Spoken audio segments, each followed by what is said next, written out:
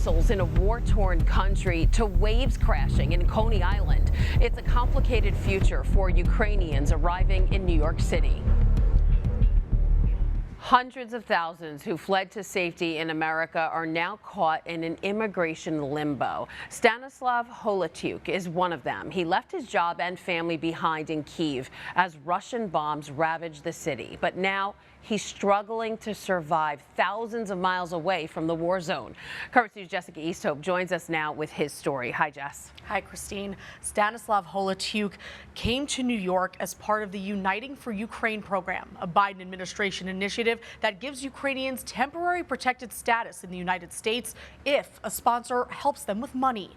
Except Stanislav and thousands of others have never met their sponsors, and Stanislav never intends to. Instead, he's trying to rebuild his life in the United States with nothing and no one.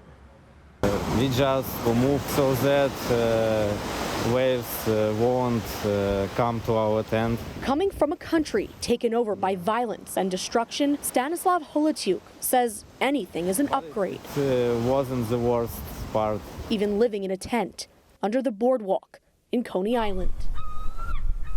That's where he spent his first 2 weeks in the United States. He's no longer living here, but he's still wondering if the dream he was sold about a full life in America will ever come true. After war in Ukraine, actually, everything will be better.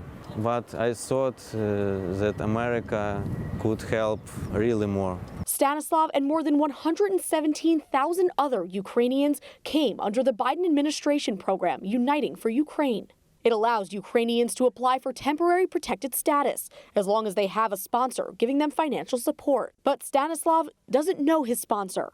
He's a person he found on Facebook, a name used to get a ticket into America. We understood that we will have maybe problems, so it was like an adventure for us. But Stanislav says this new adventure quickly turned into a wild ride. And he's not on it alone. They don't know anyone. They try to find out where to find the place and to live and to help to have some like financial support. And we will try to help all of them like this. Irina Dobnia is the director of Catholic Charities of New York's Ukrainian Response Program. She said most of the Ukrainians her office helps have either never met their sponsor or were left stranded when the financial burden became too much. The doors of our office are always open for them, but still we need a lot of help to help the people, because we are expecting this year, 2023, still like 15,000 newcomers from Ukraine. As of this month, 300,000 Ukrainians have arrived in the United States under various programs. That number is higher than all other people from around the world combined admitted into the country's refugee program in the last 5 years. Stanislav said he couldn't stay to see the war play out, or worse, join the fight. A lot of people think you must be at war. I don't know. I'm not a hero. I'm not a soldier.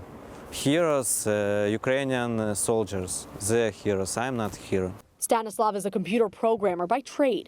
Here, he can't find legal work and has no steady income. And without a credit score, he can't even rent an apartment. But he's not ready to give up. It would be really cool if I could stay here, but for now, I don't believe that Ukrainians will allowed to stay here, but it's sad. Irina is waiting for the state-funded USARA program, Ukraine's supplemental appropriation to resettlement agencies, to take off. She says it's a comprehensive and viable path for refugees. Living in his own rented house and to have a job and to be self-sustained. This is the main aim of USARA. USARA would be funded by the state's Bureau of Refugee Services, and Christine, unlike Uniting for Ukraine, it would partner with agencies like Catholic Charities and directly help applicants with housing and employment support, and not just financial support, which, as you can see, most of them don't even have to begin with. Yeah, right. And just this problem doesn't seem like it's going anywhere anytime soon. More of these Ukrainians will be coming to the U.S. under the same program. So why isn't Uniting for Ukraine helping with employment and housing? 15,000, actually. That's how many Ukrainians are expected to still come to the United States in 2023. And Irita said that's the million-dollar question, that not only are most of these people being stranded by their sponsors, but that the program is supposed to be vetting them, and then the program is actually stranding them also. And that, you know, just to give you the scope of how much this has grown, Pew Research did a study on how temporary protected status has grown under the Biden administration and expanded. An estimated 670,000 people from 16 countries are either registered for TPS or newly eligible for it. And in the last 2 years, the Department of Homeland Security added 5 countries to the list of those that qualify for extended TPS. Immigrants with TPS currently live in all 50 states, Washington, D.C., and all U.S. territories. And New York has one of the largest populations of immigrants with TPS. Wow, so we'll continue to follow the story. Thanks so much, Jess. Thanks. Any Ukrainian refugees looking for support can contact Catholic Charities of New York. Just go to cccSNY.org and search for Refugee Resettlement. Hi, I'm Christine Persichetti, anchor of Currents News. If you like what you saw, please hit the like button on this video. And if you want to see more content just like it, subscribe and click on the bell for notifications. Thanks for watching, because we are putting your faith in the news.